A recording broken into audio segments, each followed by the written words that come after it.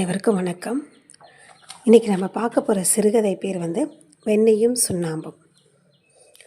தேரோட்டம் பார்க்க தன் 2 குழந்தைகளுடன் அடுத்த ஊருக்கு வழிநடந்து கொண்டிருந்தான் வேல்சாமி. அவன் தன்னுடைய மூத்த மகன் சேதுபதியை தன் தோள் மீது சுமந்து கொண்டிருந்தான். இளையவன் கோபாலர் அவன் பின்னால் நடந்து போய் கொண்டிருந்தான். அப்பா, என்னையும் கொஞ்சம் மேலே தூக்கிக்கப்பா, அப்பனை அண்ணாந்து பார்த்தபடி ஆவலுடன் கேட்டான் அச்சிறுவன். அவன் குரலிலே ஏக்கமும் நடுக்கமும் தொனித்தன. தன் சிவந்த விழிகளை உருட்டி மகனை ஒரு தடவை வெறுப்புடன் பார்த்தான் வேல்சாமி. அவ்வளவுதான். பையன் பயத்தினால் வாய் மூடிக்கொண்டான். வேல்சாமியின் தோள் மீது அமர்ந்திருந்த சேதுபதியின் முகத்திலே பெருமையும் கர்வமும் கூத்தாடின. தம்பி கோபாலன் நடந்து வரும்போது தான் மட்டும் அப்பாவின் தோள் மீது ஜம்மென்று சவாரி செய்வதில் அவனுக்கு ஒரு தனி மகிழ்ச்சி. மூத்த மகனுக்கு 5 வயது இருக்கலாம். வேல்சாமி அவனை மிகவும் செல்லமாக சீராட்டி வளர்த்தான்.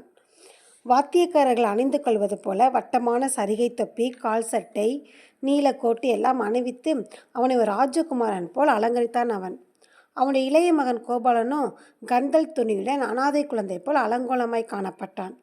இருவருமே வேல்சாமியின் குழந்தைகள்தான். ஒரு தாயின் வயிற்றில் பிறந்த செல்வங்கள் தான். ஆனாலும் வேல்சாமிக்கு மூத்த மகன் மேல் அவ்வளவு அன்பு. மூத்த மகனை வெண்ணையாகவும் இளைய மகனை சுண்ணாம்பாகவும் கருதினான் அவன். வெள்ளித்தேர் வடக்கு வீதியில் வலம் வந்து கொண்டிருந்தது. வானத்தில் வானங்கள் அதிர்ந்து கொண்டிருந்தன. தெரு முழுதும் திருவிழா கூட்டம் தேங்கி வழிந்து கொண்டிருந்தது. குதிரை ராட்டினம், கொம்பு மிட்டாய், கிளிகிழிப்பை, திராட்சை கொத்து, பலூன் இத்தனையும் எப்படியோ கூட்டத்தின் நெருக்கடியில் இடம் பிடித்து கொண்டு சிறுவர்களை கூவி அழைத்தன. அப்பா, எனக்கு ஒரு ஊதல் வாங்கித்தப்பா என்று தோள் மீது இருந்தபடி குரல் கொடுத்தான் சேதுபதி. ஊதலை கண்ணு, ஆவட்டும், வாங்கித்தரேன் என்று அன்பு ததுவும் குரலில் கூறிய வேல்சாமி ஊதல் ஒன்றை வாங்கி மூத்த மகனிடம் ஆசையோடு கொடுத்தான். அதை பார்த்த இளைய மகன் கோபாலன், அப்பா, எனக்கும் ஒன்று வாங்கித்தப்பா என்றான் தயங்கியபடியே. உனக்கு ஊதல் ஒரு கேடாடா? நீ பிறந்ததுமே உங்கள் அம்மாவை ஊதிப்புட்டியே. கிடையாது போ என்று கடுமையாக பதில் கூறினான் வேல்சாமி. பையன் வாயடித்து போனான். அடுத்த நிமிஷத்தில் வேல்சாமிக்கு என்ன தோன்றியதோ என்னவோ, இந்தா, அரையனாவுக்கு ஒரு பலூன் வாங்கி தொலைச்சிக்கோ என்று சொல்லி அரையனா காசை கோபாலனிடம் கொடுத்தான். கோபாலன் உற்சாகத்துடன் பலூனை வாங்கி ஊதத் தொடங்கினான். பலூன் திடீரென்று வெடித்தது. இளையவனின் முகம் மாறி துக்கம் தொண்டையை அடைத்தது.